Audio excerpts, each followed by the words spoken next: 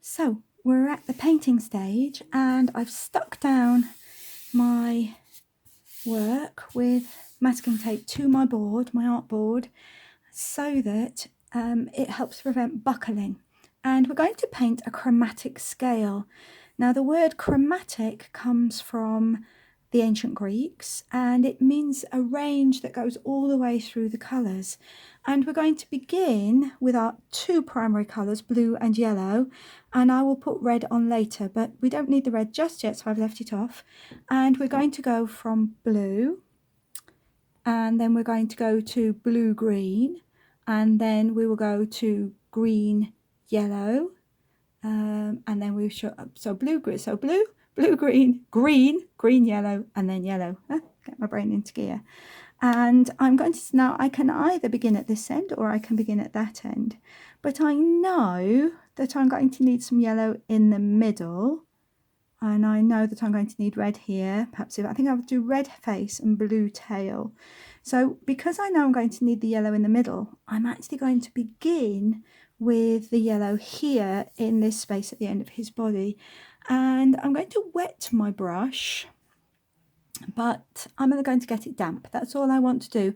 Now when I'm painting, it's really important that I look after the brush. So a couple of rules. Firstly, we shouldn't get paint onto this part here on the metal. If we do, we've overloaded the brush, and then we can't control our painting and it will end up a mess. So that's the first thing. We're using some lovely golden Taklon brushes that come to a nice point so that we can paint neatly. And secondly, we're not going to get this part of the brush particularly wet. Shouldn't need to do that. Perhaps a tiny bit when it goes in the water, but not more than that. When we wash our brush, we're not going to stick it all the way down in the pot and scrub it on the bottom, because if we do that, we'll ruin these fibres at the end of the brush. And then that will spoil the point, and the point will go like a toothbrush, it will go and that won't be very good. The other thing is, when we've finished, we're never going to leave our brush just brush down in the water, because again that will damage it. But we're not going to leave it brush up in the water, because that will damage the wood. We're going to take it, make sure it's properly clean by swirling it in the middle and dabbing it on the side if need be, and then lay it carefully at the side of our work on a paper towel to dry. Just a few important brush rules. So I've got a damp brush, and I'm going to begin just by adding the yellow paint. I'm not adding any water to the yellow. Look how much I've put on the end. It's not on the silver part. Now the key to a good brush is to lift the brush off every time you paint. So I put it down, lift it up, put it down, lift it up, put it down, lift it up. And if you do that, and look, I'm sort of small dabbing movements. I'm holding my paintbrush like a pencil, just like a pencil, and small dabbing movements. So I work my way up to the lines bit by bit. It's not a simple thing to do, but the only way you get any better at it is to practice. And that is that simple. To get good at things, art, just like anything else, you just have to practice. So I'm going to take the tiniest bit of blue and add it into the yellow, and that's because what I'm actually making here is yellow green. So I want lots of yellow mixed in with that tiny bit of blue to make yellow green. I'm not getting it, not overloading my brush, it's not on the silver, and you can see there what I've managed to mix in, and that's just what I want you to do when you come to paint. I want you to mix in a tiny bit on your palette, and I'm going to see how that colour looks. I think it still looks too similar to the yellow, so I'm going to add in a little bit more of the blue and make it very slightly darker.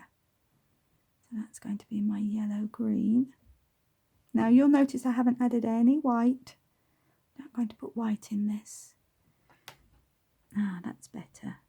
That's more of a yellow green. I can see the difference now. There we go, there's my yellow green. So now I want to make more of a green. I'm going to go back to my blue, and I'm going to add quite a bit more blue in. Make a green.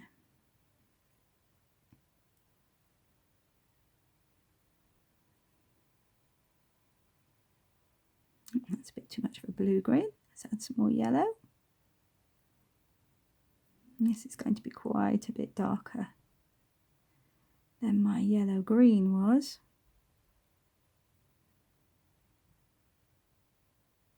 And I'm going to take the excess off my brush. Don't want too much on my brush. And I did that just by rolling the brush and putting a tiny bit of pressure on it. I'm going to use my larger one to paint most of the next section. And this should be more green. So I now have yellow, yellow, green, green. So yellow-green is what we call a tertiary colour. And then going to mix some blue-green. So I'm going to put more blue in.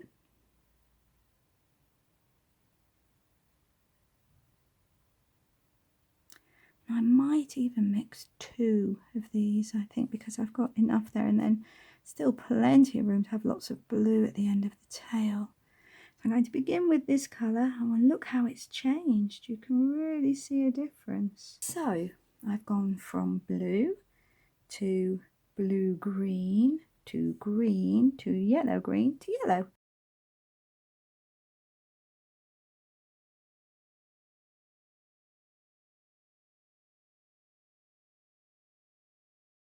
And now I want to go from yellow to yellow-orange to red-orange and then to red. I decided to give my chameleon a few more lines so that I have more grades to paint in. So this part of my chameleon's face is going to be red, and I'm going to build up to that, beginning by putting a tiny bit of, here's my plate, always painting with a plate again when I'm at home. I'm going to put a little bit of my red into my yellow, but only a tiny bit to create yellow-orange. And look, you can see it's my yellow-orange, just a little bit darker than the original. Make sure I haven't got too much paint on there. And let's check that it's a different colour when it, oh yes, it is a different colour when it comes out. It's not massively different, but it is, you can just see that it is definitely on the warmer side. So these colours that I painted first are cool colours all down here, and now we're getting into our warm colours. Right, so that's my yellow-orange. So you know how this works now, I think. Right, so there's my red. And so I've got my yellow, my yellow-orange, my orange-red, and my red. Then I'm going to need to have my purple-red, and I'm also going to need to have my purple and my purple-blue and my blue again. I'm not going to paint his rill because I think that would be really tricky. But you know what? I am going to give him a yellow nose. Just because I think it will really brighten him up to have a yellow nose.